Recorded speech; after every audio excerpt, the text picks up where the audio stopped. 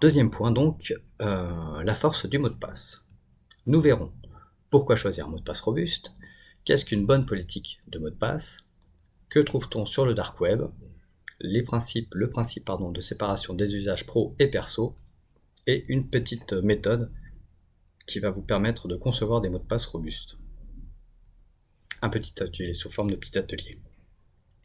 Alors, lorsque vous entrez ou sortez de chez vous, vous avez, je pense, l'habitude de passer un tour de clé dans la serrure pour sécuriser le lieu ou bien pour y accéder. Eh bien, il en va de même pour votre ordinateur. Pensez impérativement à renseigner un mot de passe pour verrouiller l'accès à votre session. Ne faites pas en sorte que lorsque vous ouvrez votre ordinateur, quelqu'un puisse accéder à son contenu sans avoir à rentrer un mot de passe.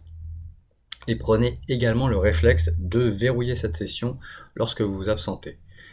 Alors pour ce faire, c'est très simple, c'est des petits réflexes à prendre. Voilà, je clique sur le bouton du menu démarrer, en bas à gauche. Ensuite, vous cliquez sur votre nom et avatar. Ici, on voit Jean-Christophe Lelong, donc.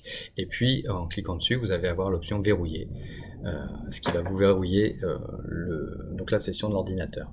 Pour les utilisateurs un petit peu plus avancés qui connaissent les raccourcis clavier, vous pouvez très rapidement faire cette action en cliquant sur drapeau L. Voilà. Et pour les utilisateurs encore un peu plus avancés, eh bien, vous avez la possibilité de synchroniser en Bluetooth votre téléphone portable avec votre ordinateur et de configurer le verrouillage dynamique. Celui-ci, en fait, le principe, c'est que lorsque vous allez vous éloigner de votre machine avec votre téléphone avec vous, bien évidemment, l'ordinateur va détecter que vous n'êtes plus en présence et va donc automatiquement se verrouiller. C'est assez efficace, je l'ai configuré moi-même, je vous dis. C'est vraiment une recommandation que je vous invite à réaliser, à configurer. Pourquoi ça? Alors pourquoi verrouiller? Parce que en fait, une personne mal intentionnée pourrait avoir accès à vos données personnelles et votre messagerie pendant votre absence. Voilà, il faut s'assurer que vos données d'entreprise soient à tout moment sécurisées. Même en cas de vol, imaginez, vous faites voler votre machine, la personne ouvre l'ordinateur, il n'y a pas de mot de passe, eh bien c'est open bar, donc méfiez-vous bien de cela. De nombreuses attaques sur internet sont facilitées justement par l'utilisation de mots de passe beaucoup trop simples ou réutilisés d'un service à l'autre. Les attaques contre les mots de passe peuvent être de différentes natures. On va voir justement ensemble une petite vidéo qui illustre parfaitement le sujet et cela de manière tout à fait humoristique. C'est la Academy avec Jenny en vedette.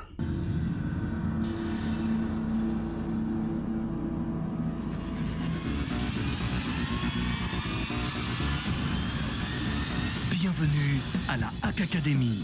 Et maintenant, nous accueillons une nouvelle candidate, la ravissante Jenny.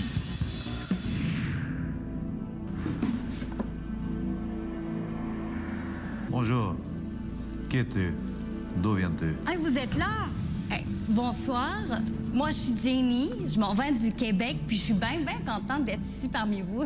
Je m'en vais vous exposer comment que je pratique ma technique de piratage qui repose sur la divination. La divination? C'est quoi, c'est un truc de médium? La divination, ça consiste à trouver les mots de passe grâce aux posts et aux commentaires des chums sur les réseaux sociaux. C'est pas un peu bancal, ce truc-là? Bancal, Monsieur le Président? Je m'en vais vous parier une demi-douzaine de pancakes, là, que je m'en vais pogner votre mot de passe de boîte mail en moins de 4 minutes. Bon courage, mademoiselle. OK. Alors, on va commencer par les mots de passe les plus utilisés comme Azerty, 1, 2, 3, 4, 5 et Superman. Ben non, là, c'est pas ça, là. Ben, je m'en doutais, là. Continuons.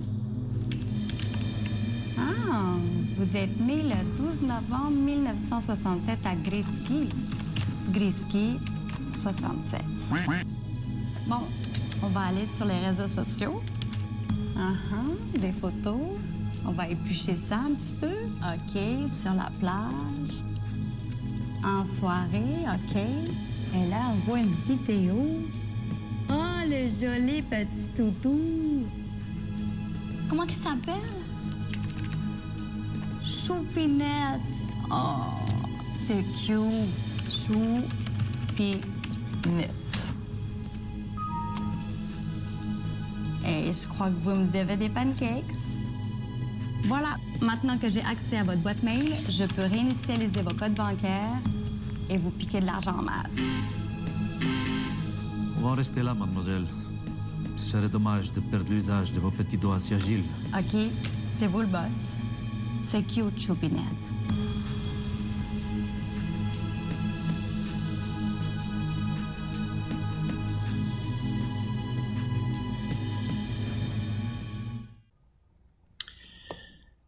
Voilà, c'est tellement mignon, Choupinette, en effet.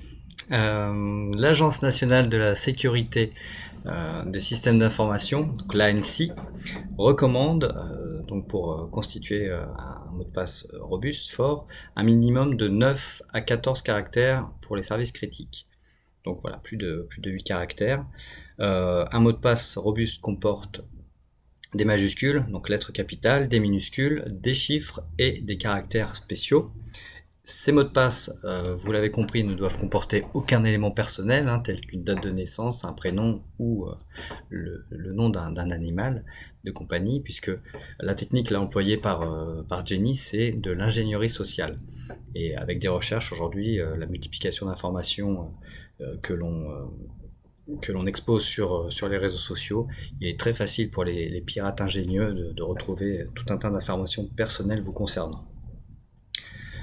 Également, il est possible d'avoir recours à une phrase de passe, passphrase en anglais, qui généralement sont bien plus longues que les mots de passe classiques, mais aussi sont beaucoup plus facilement mémorisables par les utilisateurs. La méthodologie que j'ai mise au point, que j'ai rédigée justement pour créer les mots de passe, s'en inspire un peu. En interne, le succès d'une bonne politique de mot de passe, de choix de mot de passe, nécessite donc que les utilisateurs soient sensibilisés aux risques liés résultant de l'utilisation d'un mot de passe qui serait bien trop facile à deviner. Donc, il faudra utiliser des mots de passe différents pour chaque service, éviter également de préenregistrer les mots de passe dans vos navigateurs, et notamment lorsque vous utilisez un ordinateur public ou bien partagé. Et lorsque vous en avez la possibilité, il faudra activer impérativement l'authentification multifacteur. De nombreux services aujourd'hui proposent de renforcer la connexion par mot de passe avec une authentification secondaire, justement. Cela consiste, en plus d'un mot de passe, la saisie d'un second élément nécessaire, et cela depuis un appareil différent de préférence, par exemple depuis un téléphone portable. Il s'agit en fait de la première brique de sécurité indispensable dans une démarche de renforcement de la sécurité informatique. Je pense que parmi vous également, vous avez déjà dû procéder à des achats en ligne. Et bien aujourd'hui, voilà, il y a cette double authentification, vous rentrez vos informations de carte bleue et pour valider la requête, soit un SMS vous est envoyé, soit pour les banques les plus avancées, vous avez carrément une petite application qui va, lorsqu'une demande de paiement est effectuée, vous envoyer une notification et vous n'avez plus qu'à valider la requête. Donc c'est un double avantage, donc vous voyez, ça sécurise quand même la procédure, mais également si jamais vous receviez une notification alors que vous n'êtes pas à l'origine de la requête, ça peut aussi vous indiquer que votre mot de passe a été piraté, et dans ce cas-là, la première chose à faire, c'est bien évidemment de le réinitialiser. Le principe donc ici est le même, ça va être donc de déployer sur votre propre système d'information cette protection, et lorsque je dois accéder aux données de l'entreprise, je dois donc montrer patte blanche en confirmant que c'est bien moi qui suis à l'origine de l'opération. Quelques autres mesures élémentaires de précaution que l'on va pouvoir ajouter, le classique post-it sur l'écran, ça on l'a vu je ne sais combien de fois, donc n'écrivez surtout pas les mots de passe sur du papier ou du post-it à côté de votre machine. Ne laissez pas non plus les réglages d'usine par défaut. L'utilisation du terme password ou mot de passe comme mot de passe, c'est beaucoup trop facile à craquer. Également, ne communiquez jamais votre mot de passe à un tiers, même à une personne de votre entreprise. Ces attaques de mots de passe peuvent cependant être effectuées à partir d'éléments déjà disponibles en ligne, parfois à votre insu, tels qu'une base de données d'un site qui aurait été piraté et divulgué sur le dark web.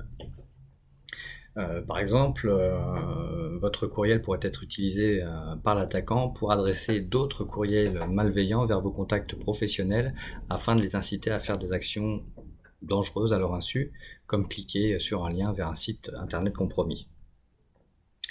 En tant que prestataire informatique, nous avons à notre disposition des outils avancés de sécurité, et l'un d'entre eux nous permet de scanner régulièrement le dark web, afin de rechercher si des mots de passe de nos clients auraient été compromis.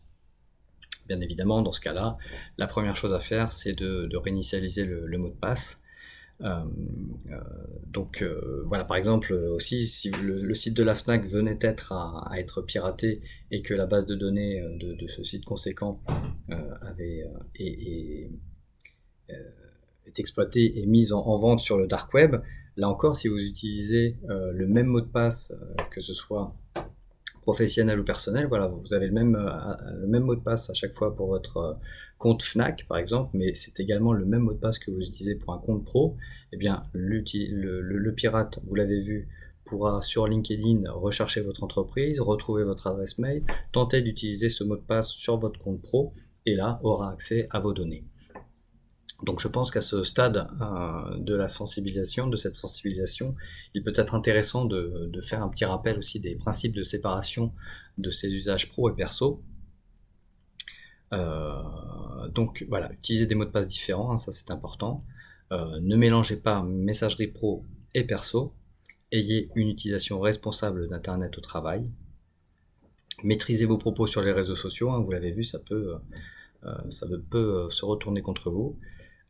Également, n'utilisez pas de services de stockage en ligne personnel à des fins professionnelles.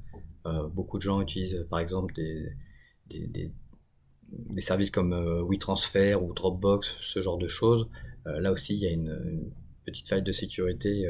N'utilisez que les outils proposés par votre entreprise, ou si vous n'en avez pas, eh bien, il est peut-être temps justement de les mettre en place pour garantir l'intégrité de ces données échangées.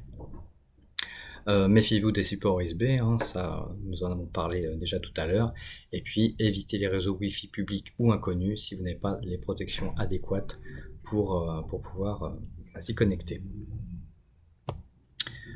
Je vais à présent vous proposer le petit atelier qui va nous permettre, grâce à la méthode que j'ai conçue, de vous constituer des mots de passe robustes et différents selon leurs usages, mais également facilement mémorisables. Cette méthode s'inspire de plusieurs éléments de sécurité combinés, le système de clé privée, clé publique, la fameuse passphrase évoquée tout à l'heure, et puis le lead speak qui a pour principe, comme concept de remplacer certaines lettres par des chiffres qui leur ressemblent. Donc voilà, la petite méthode. Il va s'agir, dans une première partie de la conception de vos mots de passe, de déterminer un ou plusieurs mots-clés privés. Donc là, dans notre exemple, je ne vais en prendre qu'un, mais vous avez compris que si vous mettez deux mots de passe dont vous seul connaissez, dont vous êtes les seuls à connaître l'existence, voilà, ça va renforcer forcément le mot de passe. Donc voilà, dans mon exemple, alors après ça va être à votre libre appréciation et à votre créativité de jouer, mais voilà, pour l'exemple, on va prenons un mot de passe. Qu'est-ce qui vous inspire le mot de passe ou sécurité informatique? Donc quand j'y pense, un mot de passe me sert à me connecter à mon compte. Et bien voilà, on va sélectionner le mot connecter, tout simplement. Donc connecter, c'est notre premier mot, mais c'est assez facile à trouver. Et c'est là qu'intervient donc le fameux lead speak, c'est que je vais remplacer certaines lettres par des chiffres, certaines lettres que je vous ai mises sur le côté. Voilà, le A qui ressemble à un 4, le B qui ressemble à un 8, etc. etc. D'autres, alors certaines lettres parlent plus que d'autres, notamment le 1 pour le I ou le 0 et le O. C'est assez parlant peut-être plus que le G pour le 6, etc. Donc à vous de, par rapport à cette liste, vous trouvez ceux qui vous parlent le plus. Et là encore, ne prenez pas toutes les lettres à modifier, n'en sélectionnez par exemple que 2 ou 3, et vous dites, bah voilà, maintenant, dans mes mots de passe, tous mes O seront des 0, tous mes E seront des 3, et là, dans mon exemple, donc tout le 7, ce sera le T. Donc vous voyez que maintenant, connecté devient C0, NN3, C7, 3R. On complexifie déjà un petit peu plus le premier mot. Donc là, vous pouvez en prendre un, mais vous pouvez très bien en prendre un deuxième à votre guise. Vous pouvez même prendre, par exemple, poivron. Hein, c'est ce que je vous dis, c'est vraiment à votre libre appréciation, mais vous utiliserez toujours ce ou ces deux mots de passe, ces 2 mots en première partie de votre mot de passe. Ensuite, pour vous constituer des mots de passe différents à chaque fois, selon le contexte, eh bien on va prendre tout simplement en référence pourquoi on va se connecter on va utiliser ce mot de passe. Donc là, dans mon exemple, voilà, j'ai pris le site de la FNAC. Donc la FNAC, j'ai l'information dans l'URL, hein, fnac.com, eh bien je vais prendre FNAC, et je vais également soumettre ce mot au leetspeak et remplacer le A par un 4. Donc ça nous donne FN4C. Ensuite, il vous suffira de placer une majuscule au début de chaque mot, ou bien uniquement sur l'un des mots, ou à votre guise, là encore. Hein. À vous de vous constituer, de vous personnaliser, de vous approprier un petit peu cette méthodologie. Mais bon, pour que ce soit plus compréhensible, généralement on met les majuscules en début de mot. Donc c'est ce que j'ai fait ici. Et j'ai également rajouté des caractères spéciaux en début, en fin de mot de passe et entre les mots-clés. Donc notre connecté FNAC devient hashtag C majuscule 0 NN 3 C 7 3 R F majuscule N 4 C point d'exclamation. Donc là on a un mot de passe complexe, hein, mais quand on le regarde, pour vous, eh bien, il est facilement mémorisable parce que vous avez vos mots-clés, vous avez également l'intégration de chiffres, de majuscules et de caractères spéciaux, et à chaque fois, ça va vous permettre de vous constituer des mots de passe différents. Donc si j'ai besoin également de me connecter sur mon compte Office, par exemple, je peux faire connecter avec le leetspeak -poivron-office 0 FF 1 C3. Et donc de cette manière, à chaque fois, décliner le mot de passe pour chaque besoin sur le compte auquel vous avez besoin de vous connecter. Voilà, donc avec cette petite méthode, et après une petite gymnastique rapide, gymnastique intellectuelle, eh bien, il vous sera vraiment facile de concevoir, de mémoriser vos mots de passe. Alors sachez qu'il existe aussi des logiciels qui vont pouvoir vous générer automatiquement des mots de passe complexes, mais cela a un coût, alors que cette méthode est totalement gratuite, et en plus, c'est plutôt bon pour les ménages. Alors, revoyons rapidement les points abordés lors de ce deuxième chapitre. Voilà, vous l'avez compris, verrouiller au maximum les accès à tous vos outils informatiques. On a pu constater, donc là j'ai pas pu vous faire la démo, mais normalement lors de puisque c'est un replay, mais lors de la session, en fait, la vraie session, on a pu voir que sur le dark web, il y avait beaucoup d'informations qui circulaient, donc il faut s'en prémunir. Respecter des règles essentielles pour constituer les mots de passe, donc celles que nous avons vues, le mot de passe avec caractère spécial, majuscule, minuscule, plus de 9 caractères, ce genre de choses.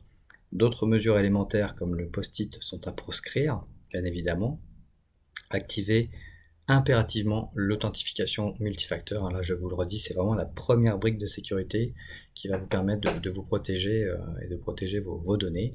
Et puis, pensez bien à séparer usage pro et perso. C'est important parce que vous l'avez vu, une faille d'un côté peut s'avérer être une faille pour l'autre.